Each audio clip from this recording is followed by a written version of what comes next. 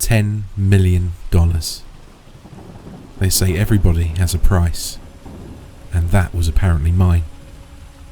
That's what it took for me to abandon all ethics, caution, and respect for human life. It wasn't worth it, not even close. Mr. Minkowski sat across from me, my cluttered office desk between us. "I want you to fix my son," he said, looking me directly in the eyes. It was silly, but I felt like I was back on the schoolyard 40 years ago, getting stared down by the class bully just before he pantsied me. I shook my childish intimidation away. Mr. Minkowski was a billionaire, but he was still just a man. And he was in my office, not the other way around. "And what's wrong with your son?" I asked. "What isn't wrong with him? For starters, he's a goddamn runt. Asthma and big glasses and buck teeth, and you name it." "Okay, so you'd think the kid would at least be smart, right?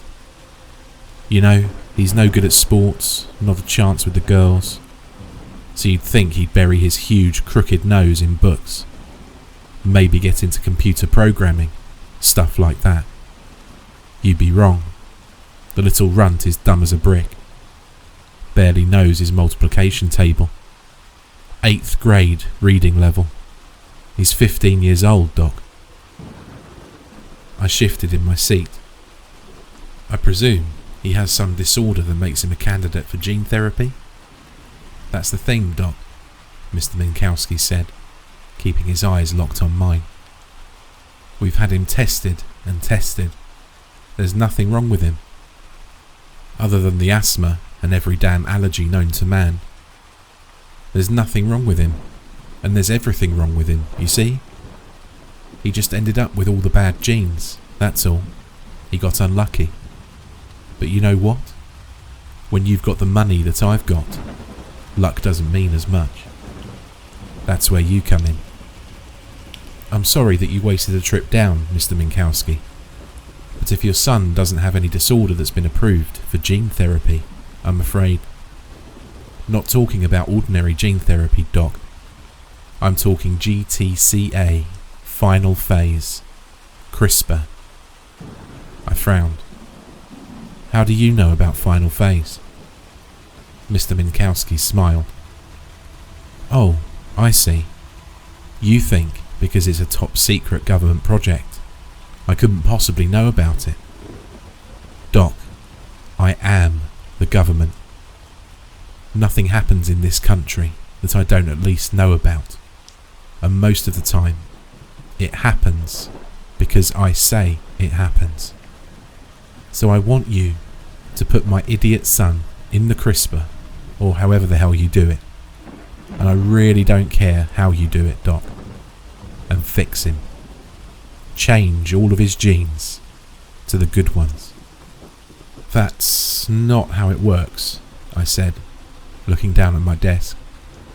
His stare had become unbearable. "In certain cases, simple Mendelian diseases, well, that's the entire goal of the project. We could possibly do something for your son, even at his age. But what you're talking about complex, polygenic traits that we're not even close to understanding." "Cut the lies, Doc. I've read the articles. You think I haven't done my research? That I'm an idiot, like my subnormal son? You guys have found hundreds of IQ genes, hundreds of height genes. I'm not asking for a super genius NBA star. I know you haven't found them all yet, but you found enough to make a difference." I lifted my eyes and returned his gaze. "I'm afraid that you're mistaken, Mr. Minkowski. There have been numerous genome-wide studies that, yes, find statistically significant associations between certain variants and phenotype outcomes. I want to stress that word, associations. As far as we know, there is absolutely no causal relationship between these variants and the outcomes. Well, it's the best shot I've got for fixing my embarrassment of a son, so I want you to go ahead and do it. You're not listening, sir. We don't know what will happen if we start messing with thousands of variants in your son's genetic code. We're not even close to understanding what exactly the function of these variants are, or how they interact with others. $10 million, said Mr. Minkowski. That's just for you, Doc. I'll cover whatever other expenses there are, of course. $10 million. You got that? That's a chunk of change, even for me. But I figure the ROI is going to be pretty high. This little idiot will bankrupt me and blow the family fortune unless you fix him. I know it. The mention of $10 million had made me lightheaded. Still, I kept my composure. You understand that there is absolutely no way to tell what will happen to your son if we do this. Your most likely outcome, I'm afraid, is that he won't come back alive from the procedure. I'm okay with that, he said, and don't worry about if it hits the fan. I'll have my lawyers draw something up, absolving you of all responsibility. I know there's some risks, but Jesus Christ, Doc, once you see this little moron, you'll understand. He's worthless. I've got to try and fix him. It's my fatherly duty. In retrospect, it's clear to me that Devin Minkowski didn't have the mental acuity to consent to the procedures. Of course he didn't. Even if his IQ had been considerably higher, what 15-year-old boy can wrap his brain around the complexity of his genetic code? Most adults can't do that. Nevertheless, when Devin agreed to the procedure, saying that he just wanted me to fix what was wrong with him, and he didn't care if he died, I told myself that he was willingly consenting. The money had bound and gagged my conscience, which should have been screaming in horror at the atrocity I was about to commit. Instead, I told myself that I have a family to think about too, and if the child wants the procedure, despite the risks, then I'm doing a clear good. It's incredible how easy it is to rationalise away your worst actions. The treatments went on for a year, and on the last day of them, I hid away in the bathroom and cried tears of relief that Devin had made it through alive. I knew that we weren't out of the woods yet, but that he survived in the first place did wonders to relieve whatever was left of my conscience. I dried my eyes and returned to my office, where Mr. Minkowski was waiting for me. Gotta say, Doc, part of me wonders, did you even do anything? Or have you been putting me on the whole time? Damn kid still looks exactly the same, still dumb as a sack of flour. So tell me right now, and I'll know if you're full of it. You been jerking me around? I assure you, Mr. Minkowski, the procedure was a success from my end. You can easily compare Devin's before and after SNPs and see for yourself. As I told you from the start, the outcome of this procedure would be completely unknown. It was always quite possible, as I've explained, that there would be no observable change in Devin. If there is a change, it's likely to take some time to manifest. DNA, as you know, is instruction, and not completed construction. I just wasted $20 million, didn't I? Said Mr. Minkowski, frowning. Nothing happened. God damn it. Oh, how I wish that nothing had happened. At his 1-month checkup, it was apparent that Devin's hair was growing lighter, from a deep red to a rusty blonde. Freckles were disappearing from his face. By month 2, his vision was growing sharper, and he needed a weaker prescription. By the 3rd month, he had grown 4 inches taller, and was now able to wear contact lenses. His hair was completely blonde, and most of his freckles were gone. It went on and on like this. His asthma cleared up. His grades improved dramatically. He kept growing taller and taller, and came to have 20/20 vision. Somehow, his teeth even straightened out. I was amazed, and Mr. Minkowski was delighted. We convinced ourselves, over a $3,000 bottle of scotch, that we had made the most important breakthrough in the history of mankind. No more disease, no more maladies, no more stupid people, as he put it. The possibilities were incredible to imagine. But still, there was the smallest part of me that would not let me rest easy. That part shut up completely when Mr. Minkowski announced he was giving me a $5 million bonus. You earned it, Doc. Goddamn miracle worker. And who knows how many millions, billions, you saved me in bailing the kid out of trouble. So take it, and take ownership of this. I know we're still a few years out from when you can tell the world, but once you do, you're going to be a legend, Doc. I smiled, my head light from the scotch, the money, and the feeling of success. I felt like a legend. I sat in my office, with Devin Minkowski across from me.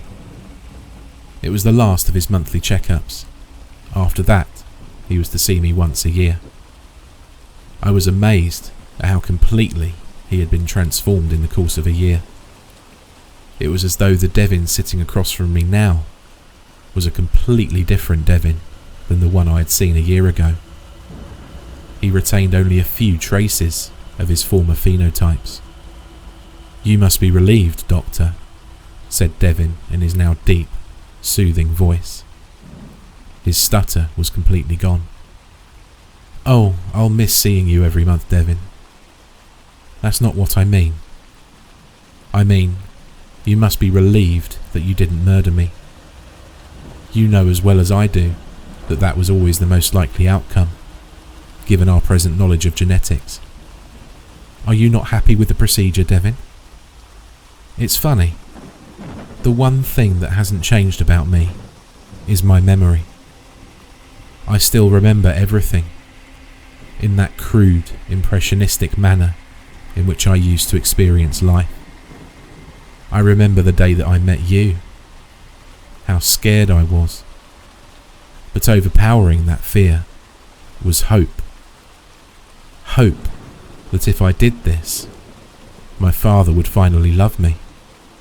Devin laughed. And you know what? It worked. He loves me. He's proud of me. And it's all because of you, Doctor. I smiled. In a few years, Devin, we'll tell the world about you. Then it won't just be your father that loves you. The whole world will. Devin returned the smile. That will be nice. But listen, I want to thank you. Formally. I want to do something special for you. That's hardly necessary. Oh, I've been planning it for a month. Here, he said, reaching down onto my desk for a pen and pad. He wrote down an address in perfect handwriting. This is our house. Be here at 6 p.m. tonight, okay? Please bring your family. You have a wife and son of your own, right? Please bring them. Don't eat anything beforehand. It's going to be very special. That sounds great, Devin. We'll be there. By 6:30 that evening, we were all seated at the Minkowskis' massive dining table. Devin walked around the table, pouring out a dark red wine into our glasses. Mum? He asked, standing in front of his own place setting. It's okay, right? Just one glass in celebration? Oh, I suppose, said Mrs. Minkowski. Just one though, Devin. And Doctor? You wouldn't leave your son out of the toast, would you? Please, Dad, said my son. I nodded, and Devin poured the wine in and then went back to his seat. "A toast," said Devin, holding up his glass, "to scientific progress and to the good doctor." "Cheers," said Mr. Minkowski. I smiled as we all clinked glasses, and then I had a sip. "I cooked dinner myself," said Devin. "We have chefs, you know, but I dismissed them for the night. It's amazing, really. Even cooking has a genetic element to it.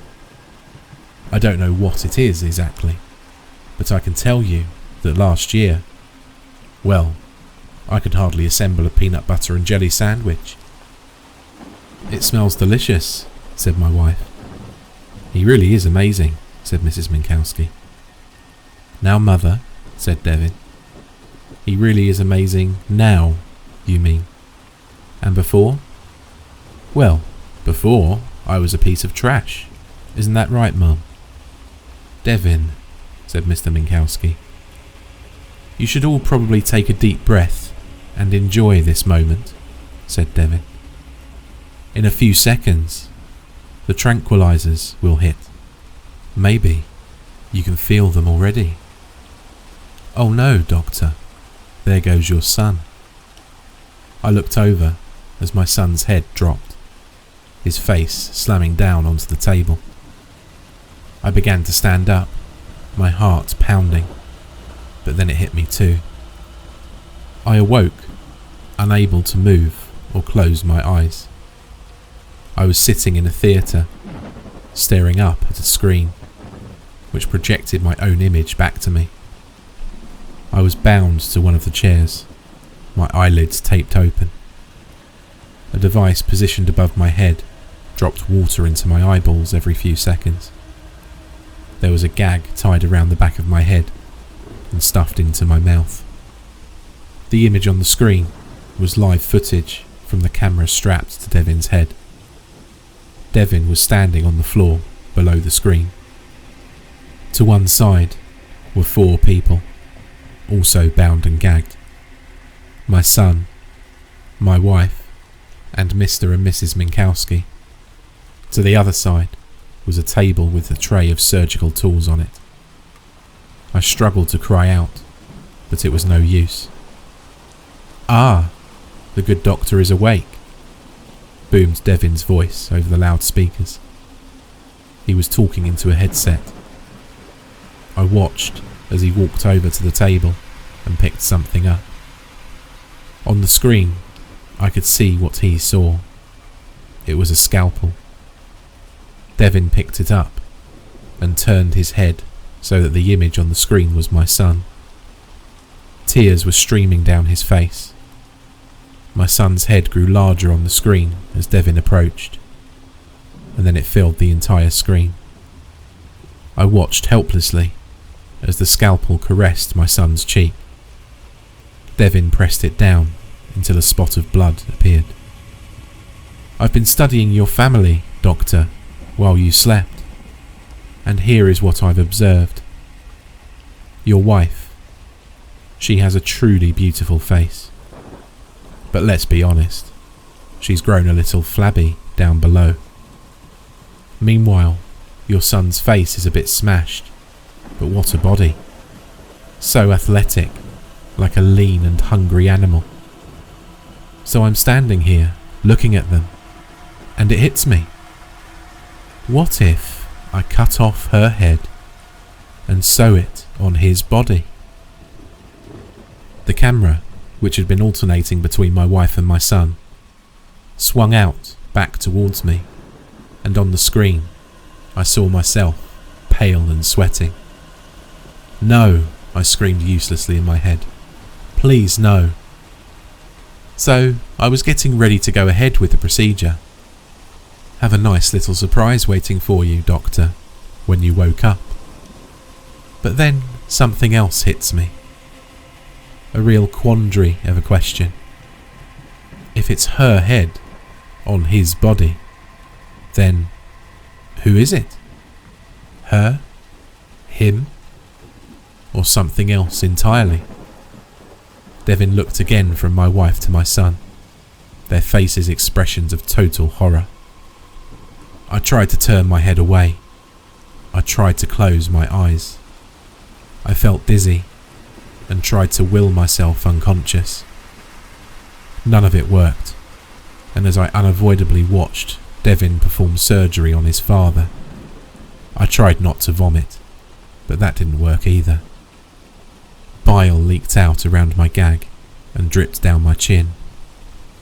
Devin worked mercifully quickly, as though this 16-year-old boy had been a skilled surgeon his entire life, and began cauterizing the wound. His work finished, he stood up and looked again at Mr. Minkowski's face, which was now unconscious from pain and shock. So how do I feel? Well, it still feels like this jerk is my father. We're going to have to try something else, Doctor. But what? Devin turned back to me and began walking up the theatre aisle until my own face filled the screen. I know, he said, the camera gazing into my eyes. If I can't escape my father, then I want him to look like he really is. My mother too. I want you to turn them into pigs, Doctor. Legit, oinking, filthy pigs, with snouts and everything. But keep their memories in there, like you did with me. You can do that, right, Doctor? Devin traced the bloody scalpel over my cheek, and for a moment, I prayed that he would get it over with and slit my throat. But he didn't. He moved it down and cut away my gag. I coughed the bile out of my mouth and took a deep breath. Doctor, he said, tell me you can do that. It wouldn't work, I gasped. I have faith in you, said Devin. Just look at what you did to me. It's impossible, I tried to explain. With you, I just switched around some variants, all within existing human parameters. But I can't put a human being inside of a pig's body. You can, said Devin. And you will. If you ever want to see your family again, I mean. I'm going to take them with me. They'll be well provided for, don't worry. In fact, they may never want to come back. But Doctor, if you screw it up, if you mess up, they die. Do you understand? Yes. That's a good doctor. I'll be taking my parents with me as well. You let me know when you're ready for them. I imagine you have some research to do. But don't take too long. No, it would be very bad if you took too long. You have a year. It's been 8 months, and all I have to show for it is a sickening pile of dead mice. Once, I thought that I had gotten one of them to grow a snout, but it turned out I had merely created a new, deadly inflammatory disease. I am at the end of my rope, and near the end of my funds. My desperation has brought me to write this.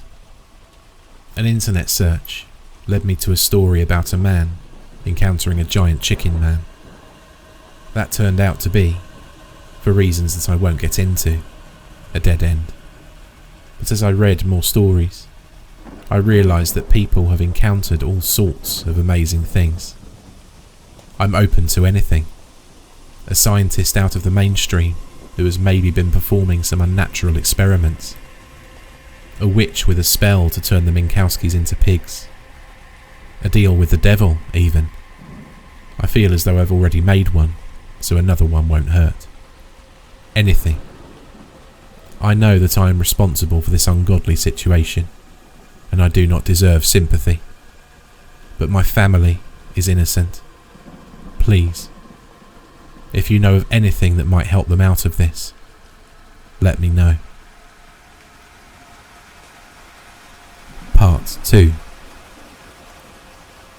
A couple of nights ago, I attempted to make a chicken cashew dish.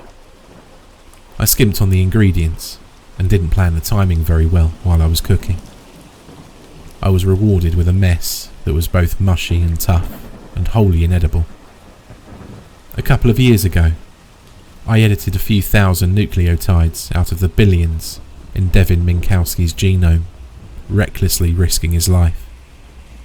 My motives were purely selfish, and what emerged from the procedure was a violent psychopath, focused on exacting revenge on his father for not loving him for what he was before. What comes out is a function of what goes in. I say this as a scientist and a human being. We reap what we sow. Thank you to all who read my previous letter, and to those who offered solutions to my problem.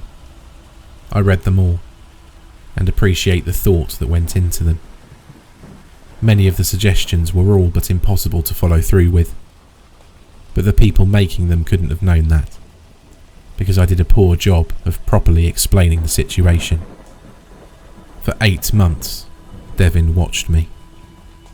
He had some kind of surveillance on me, no matter where I went, and in our communications, he would constantly remind me of this, by dropping some mundane detail of something I had done that day. "How was the Cobb salad, Doctor?" Meanwhile, I had no idea where Devin, or my family, was holed up. The fact of Devin's surveillance alone cut off many of my options. Even without that particular imbalance, Devin held untold advantages over me, in the form of billions of dollars, and the personal connections that come with those dollars. To give a small example, the one time that I met with Devin in person, at a cafe, he brought along 2 bodyguards. I also know, or at least strongly suspect, that Devin had many high-level officials and professionals in his pocket. If not, then how did the fictional boating accident that killed Devin's parents so easily become a fact?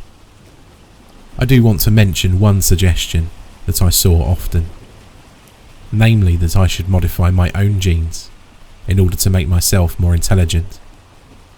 I toyed with this idea near the start of the nightmare, but abandoned it for a few different reasons. Firstly, it would take too long.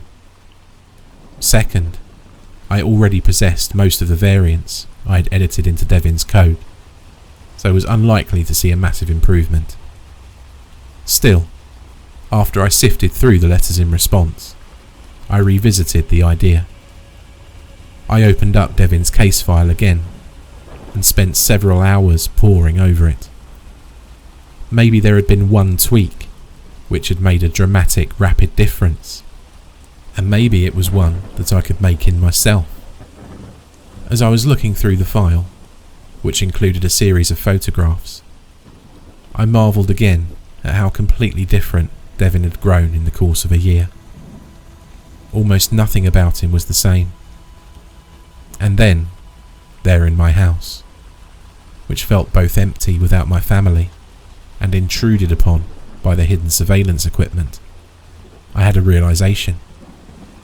Almost nothing about Devin was the same, but that meant that some things were. 2 days ago, I received a letter from a man named Elias Cowan, telling me that he had found a solution to my problem. He wanted to make me an offer. My curiosity grew to excitement as I read Elias's letter. He appeared to be an experienced biologist. Maybe he had found a way to successfully graft pig appendages onto humans, and maybe this would be acceptable to Devin. It sounds terrible that I was excited about the prospect of grafting a pig's nose and ears onto a human head, but you have to understand the alternatives. It was better than actually turning the Minkowskis wholesale into pigs, and it was certainly better than the murder of my wife and son. As I read on, my stomach dropped. Elias was no biologist, at least not in the ordinary sense. He was into some dark and horrible stuff. I read in horror as Elias described drugging his assistant, performing some sort of unholy ritual. and turning her into a monstrous, deformed swine. I thought of that poor woman, screaming, trapped in the body of a pig, and picked up my phone to call the police. This is what you asked for, I thought, putting the phone back down on my desk. You did this. I got up, dizzy, and poured myself a scotch. Then I took a long shower, thinking about what I was going to do. I just wanted it to be over with. I just wanted my family back. I dried myself off, and then sent Devin a copy of Elias's letter. Even after my shower, I felt dirty and hungry. I hadn't been taking care of myself since that terrible day at the Minkowski Theatre, when Devin abducted my family. I decided that I needed my strength to do what I was about to do, but when I looked through the cupboard, there was no food there. Devin called me while I was in the supermarket, picking out a chicken breast for dinner. "This could work, Doctor," he said.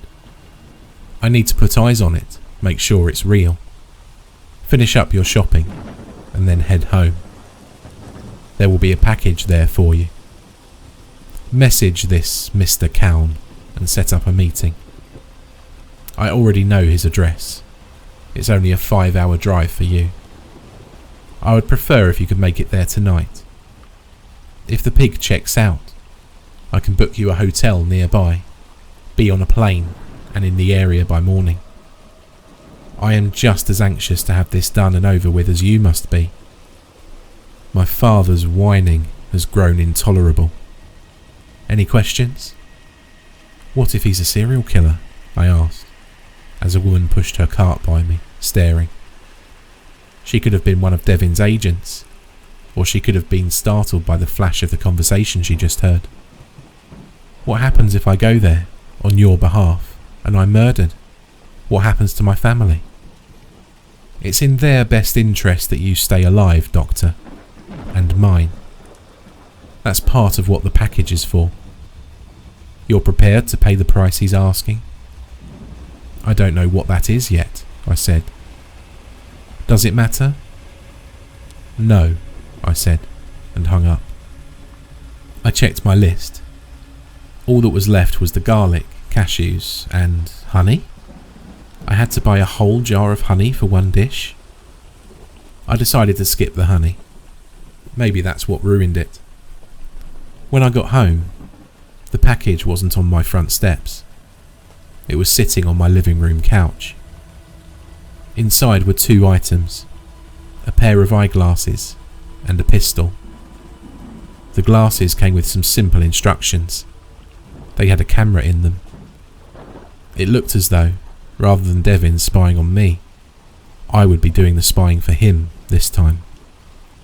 I messaged Elias, telling him that I wanted to meet tonight, and to verify that the ritual was legitimate and not just a hocus-pocus show.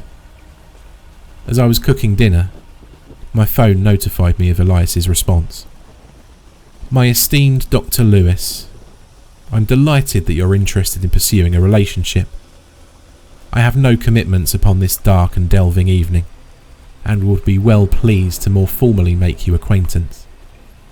He gave me his address. I wrote back that I would be there in several hours, and so it was arranged. As I was communicating with Elias, the garlic burned. The dish was a disaster. I arrived at Cowan's estate just after midnight, the gun tucked into my waist, and the glasses hooked over my ears.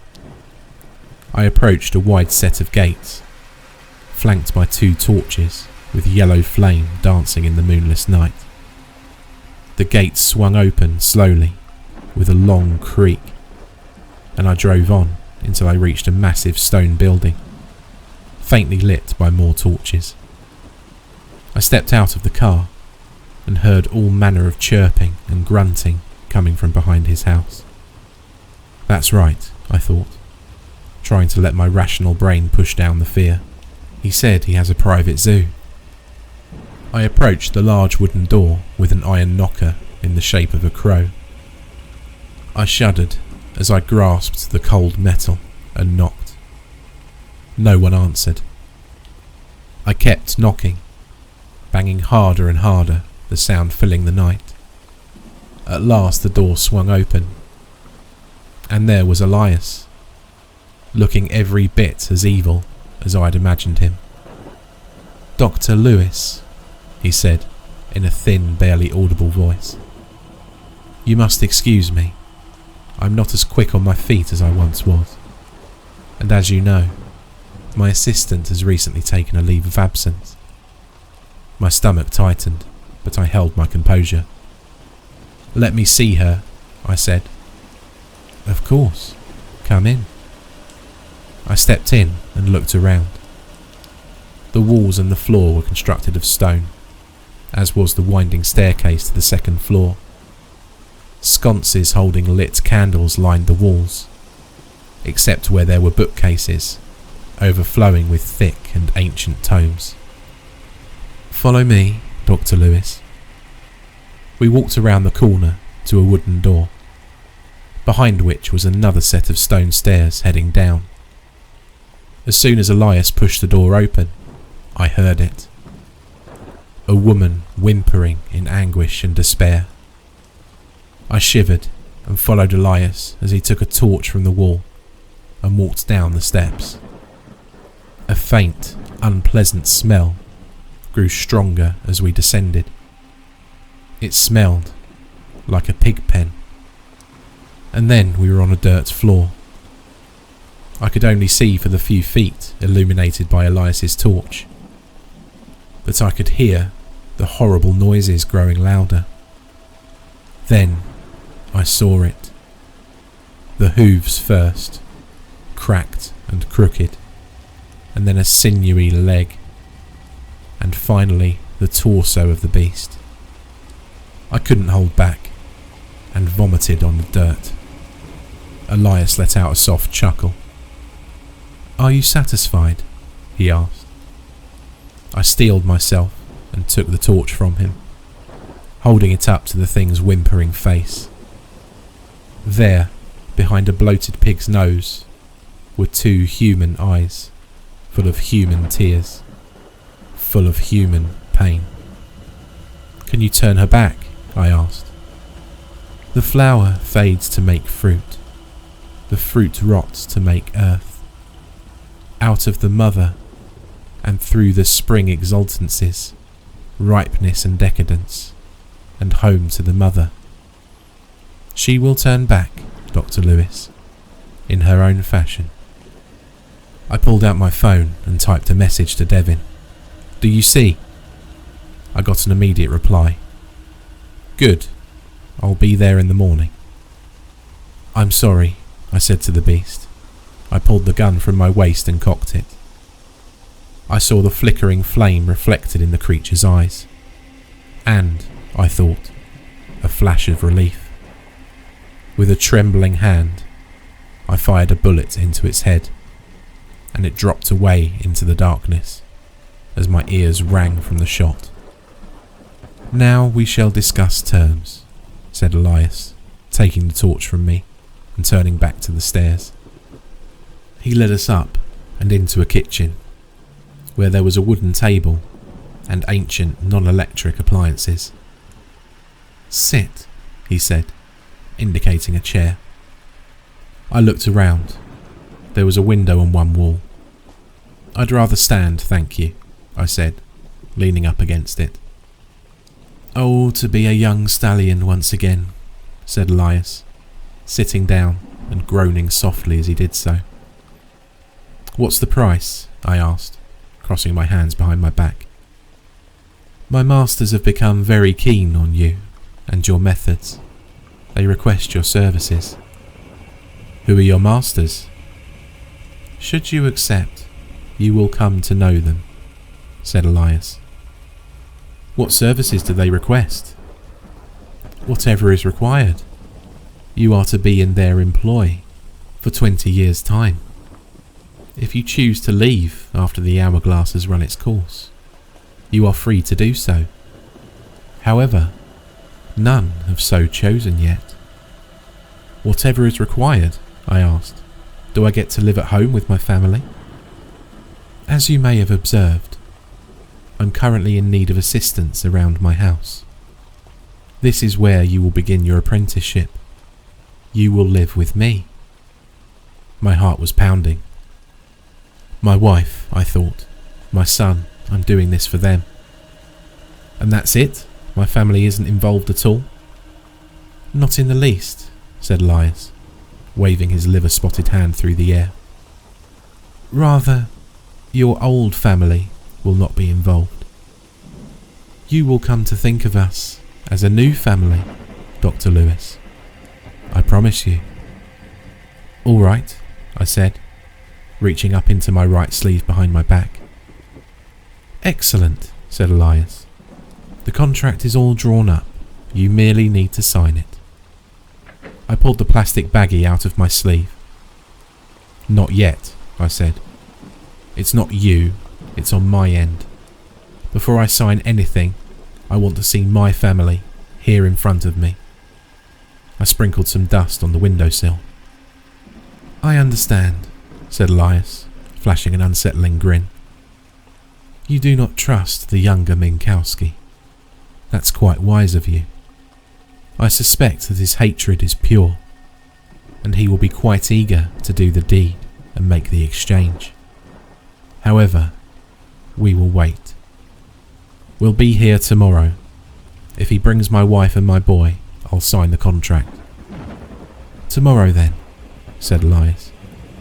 I would see you out myself, but I'm not as sprightly as once before, you understand.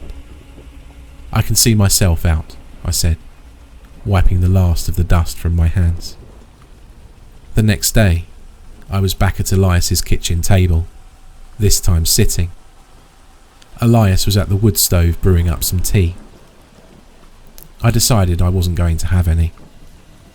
I looked out of the window, which was beginning to fog up with condensation, and saw an SUV pull into the driveway. I watched as two large men exited, Devin's bodyguards.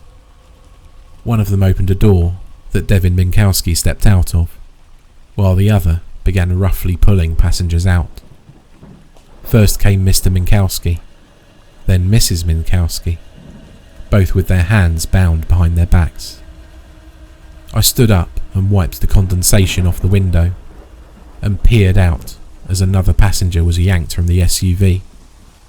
It was my wife. I hadn't seen her in 8 months. She was beautiful. Beautiful and terrified. My son followed behind her. I watched as one of Devin's bodyguards tied them to a tree, its branches swaying in the cold wind. I met the rest of the party at the front door. You see, Doctor, said Devin, smiling. I've brought your family. Once the transformation is complete, they are free. You have my word. What the hell is going on, Doc? Asked Mr. Minkowski. Hal, said Devin, nodding to one of his bodyguards. I believe that the doctor has a pistol on him. Would you do me a favour and pat him down? Hal patted me down and found the gun. He pulled it from my waist and finished searching me. Fair enough, I said. Follow me. I led the procession into the kitchen. We all took a seat at the table, except the two hired thugs, who remained standing. Are you prepared to sign, Dr. Lewis? Asked Elias, sliding parchment across the table with a hand trembling from old age. What the hell, Doc? Said Mr. Minkowski.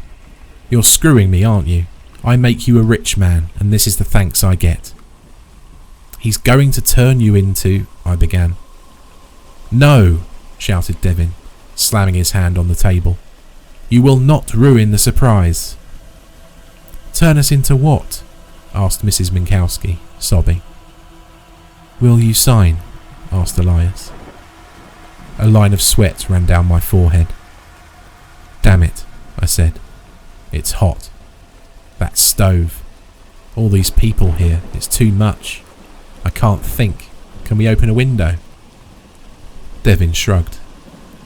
Hal, he said, to the bodyguard who was standing next to the window.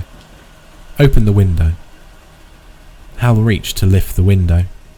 "It's stuck," he said. "Come on," I groaned. "It's so hot."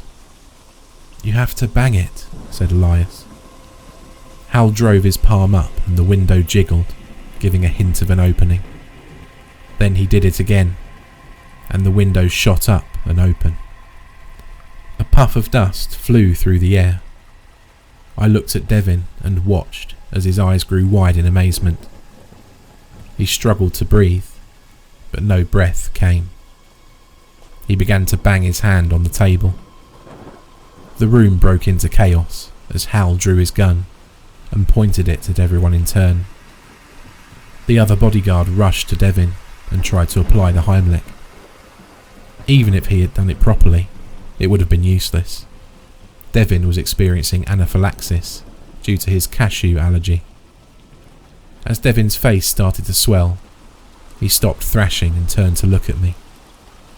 I returned his gaze. "I'm sorry," I tried to say with my eyes. "Truly, I'm sorry." Then Devin sent a message of his own with his eyes.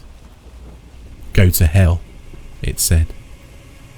Last night, as my wife slept next to me, I had the first of what are sure to be many nightmares. I was standing in a corner, watching Devin, as he was before the procedures, and he was holding out a single flower to his father. Mr. Minkowski slapped Devin's hand away, and Devin began crying. I opened an ancient book, written in a foreign language, and began reading from it. Devin screamed, and then transformed into a hideous pig, similar to the one I saw in Elias's basement. I walked over and stabbed it in the throat, blood gushing into my face. I awoke, screaming, "We reap what we sow."